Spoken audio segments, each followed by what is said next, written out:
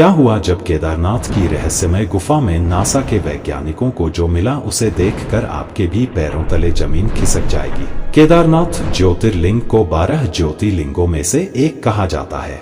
यह पहुंचना आसान नहीं होता, लेकिन भक्तों के उत्साह हो तो वह किसी न किसी तरह अपने भगवान को प्राप्त कर ही लेते हैं। हाल ही में 10 मई से केदारनाथ की 2024 यात्रा शुरू होने वाली है, लेकिन कुछ समय पूर्व केदारनाथ की यात्रा का निरीक्षण करते हुए कुछ वैज्ञानिकों ने एक रहस्यमय गुफा खोज निकाली। यह रहस्यमय गुफा गौरी कुंड से केदारनाथ की ओर 18 किलोमीटर की चढ़ाई के बीच प्रकट हुई है।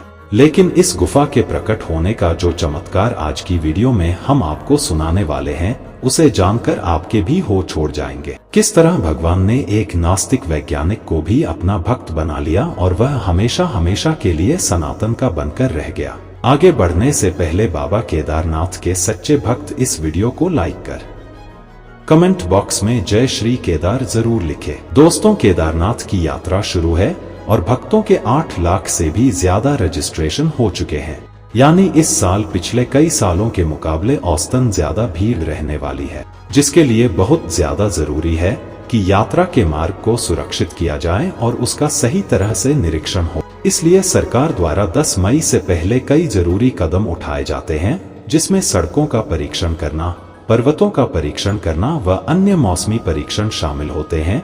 और इन सभी परीक्षणों को पूरा करने के लिए एक खास टीम बनाई जाती है, जिसमें वैज्ञानिकों के साथ साथ का इंजीनियर भी होते हैं। इस पूरे परीक्षण को पूरा करने के लिए साल 2024 में 6 जनों की टीम बनाई गई, जिसमें पंकज नाम के एक वैज्ञानिक जो खास तौर पर पूरा तात्विक विभाग में माहिर थे और 6 साल तक नासा में वैज्ञानिक के तौर पर भी पदस्थ रह चुके थे। उनकी इसी काबिलियत को ध्यान में रखते हुए उन्हें 5 जनों की खास टीम में सम्मिलित किया। लेकिन अंग्रेजों के देश में रहकर उनकी सोच भी अंग्रेजों की तरह हो गई। वे सनातनी होने के बावजूद भी सनातन धर्म को मानना भूल गए थे। उनके लिए विज्ञान ही सब कुछ हो गया था और विज्ञान को ही वह अपना भगवान मानते थे। लेकिन कहते हैं ना, जब भगवान की लाठी पड़ती है तो आवाज नहीं आती, लेकिन दर्द भरपूर होता है। पंकज जी को जब केदारनाथ की यात्रा का परीक्षण करने के लिए टीम में शामिल किया गया तो अपनी ड्यूटी समझते हुए उन्होंने भी हामी भर दी, लेकिन उनका उद्देश्य भगवान के प्रति भक्ति भाव बिल्कुल भी नहीं था। वह केवल वैज्ञानिक दृष्टि से परीक्षण करने वाले। इसके बाद 5 विशेषज्ञों ने गौरीकुंड से चढ़ाई शुरू करी। उन्हें रास्ते में 11 बारीक जानकारी इकट्ठा करके सभी पर परीक्षण करना था और रिपोर्ट तैयार करके सरकार को सही चढ़ाई का आश्वासन देना। पंकज जी अपनी टीम के साथ गौरीकुंड से ऊपर चढ़े और देखते ही देखते कुछ घंटे में उन्होंने पहला पड़ाव पार कर दिया। इसी बीच रास्ते में कोई भी तकलीफ नहीं थी। तभी आगे बढ़ते बढ़ते सभी वैज्ञानिकों ने अपना अपना काम बांट लिया और पंकज जी को पहाड़ का परीक्षण करने की जिम्मेदारी में वे लगातार ऊपर चढ़ाई करते जा रहे थे और पर्वतों की जांच भी कर रहे थे। लेकिन उन्हें इस बात का अंदाजा नहीं था, आज बाबा केदारनाथ उन्हें बहुत बड़ा चमत्कार दिखाने वाले थे। पंकज जी का उद्देश्य भगवान के दर्शन करना बिल्कुल भी नहीं। वे लगातार अपनी ड्यूटी निभाते हुए ऊपर चढ़ने जा रहे थे। जब उन्होंने तकरीबन 10 किलोमीटर की चढ़ाई पूरी कर ली थी, तब तक उन्हें किसी भी पहाड़ में कोई भी शंका नहीं दिखाई दी। लेकिन तभी उनके कानों में अचानक से ध्वनि सुनाई देने लगी।